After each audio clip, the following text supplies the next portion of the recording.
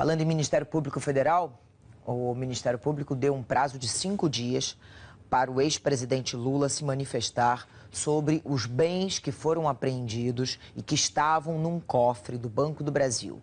Esse material foi alvo lá da 24ª fase da Lava Jato, aquela em que o ex-presidente foi levado a prestar esclarecimentos na Polícia Federal. Eu vou falar sobre esse assunto com o Nilson Clava, que está acompanhando a Lava Jato em Curitiba. Nilson, boa noite para você. O que ficou decidido?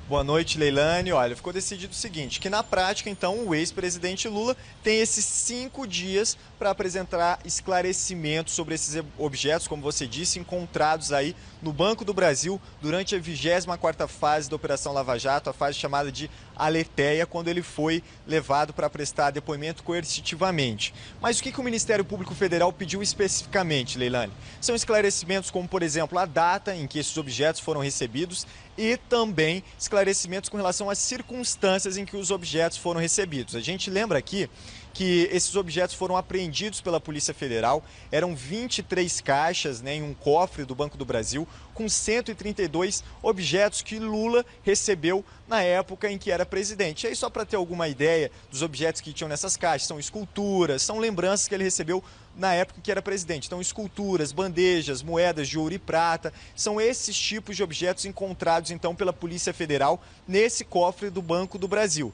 A gente lembra que eles, então, foram apreendidos na 24ª fase da Operação Lava Jato, logo no início desse ano, ali por volta de março, há 4 meses, né, quando o ex-presidente Lula foi levado para prestar depoimento, né, coercitivamente. E o que o Ministério Público Federal disse sobre a defesa? Disse que a defesa até se mostrou solícita para apresentar esclarecimentos, só que até agora nada chegou. A única coisa que chegou aqui foi o pedido, né, de suspeição do juiz Sérgio Moro, que significa isso, né, que a defesa de Lula pediu para que Sérgio Moro fosse considerado suspeito para julgar o caso dele.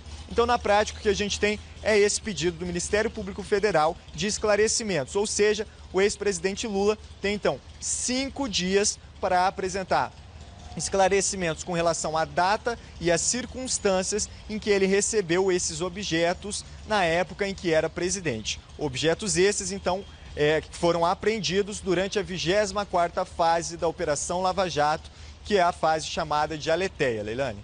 Obrigada, Nilson, pelas informações. A nossa produção já entrou em contato com a defesa do ex-presidente Lula, mas nós ainda não tivemos resposta.